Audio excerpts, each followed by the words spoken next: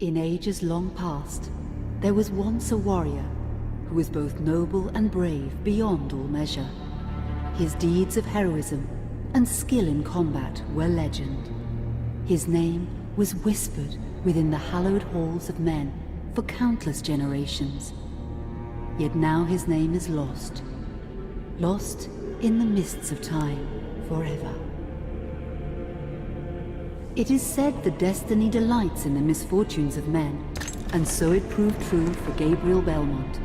For even after defeating the Lords of Shadow and ending their reign of terror, his soul was consumed by the very darkness that he sought to destroy, as that ancient prophecy foretold. Whomsoever defeats the Lords of Shadow will sit upon their throne to rule as the Prince of Darkness. But before fate had played its hand, and unknown to Gabriel, his beloved wife Marie conceived a son by him.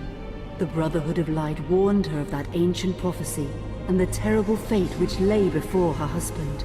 So, with heavy heart, she concealed her pregnancy.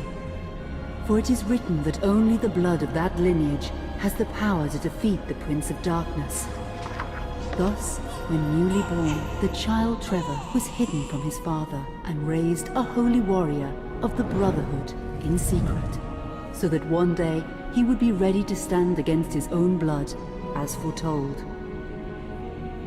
That day would come, some 25 years later, for what had once been Gabriel Belmont was now a powerful vampire known as Dracula, the Dragon. The Brotherhood of Light fought against the onslaught of his dark armies, which laid waste to towns and villages across the land, but to little avail. Trevor was now fully grown to manhood, and the truth of his origin and destiny of the Belmont clan was finally revealed to him. So he set out to confront his father and end his family's shame forever. But Trevor failed and was mortally wounded in the confrontation with his father. He was no match for Dracula's terrible power. Yet, as he lay dying, Trevor finally revealed his true identity. Dracula was driven mad with grief and rage over the revelation. He desperately sought to save his dying son by giving him his own lifeblood. But it was too late, or so he thought. Dracula buried his son within the walls of his great castle, and then swore bloody vengeance upon the world. Raising an army of creatures beholden only to him, he struck with fury and merciless cruelty at humanity. He vowed to hunt God's children for all eternity. But fate still had one last card to play.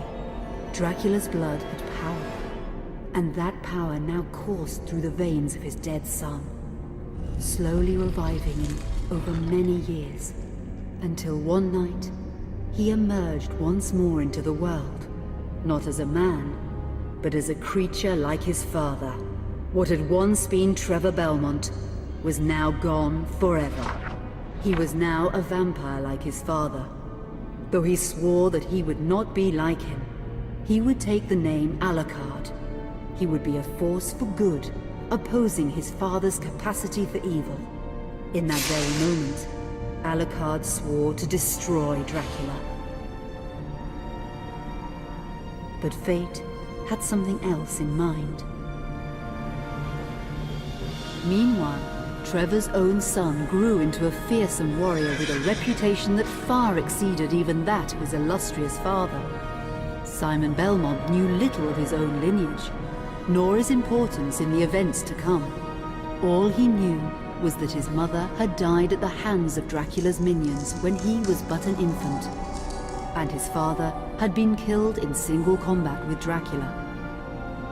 Found and raised by the people of White Mountains, Simon had but one purpose in life: to destroy Dracula for the murder of his parents. After years of training in the arts of war, Simon set off for Dracula's castle and a date with destiny. Once in the castle, Simon met Alucard, and knowing little of the true identity of his companion, joined forces with him. Blood bound them together, and fate took a hand once again, as finally they met their dreaded foe in mortal combat. Simon defeated Dracula with his whip, and yet Alucard sensed that all was not as it should be.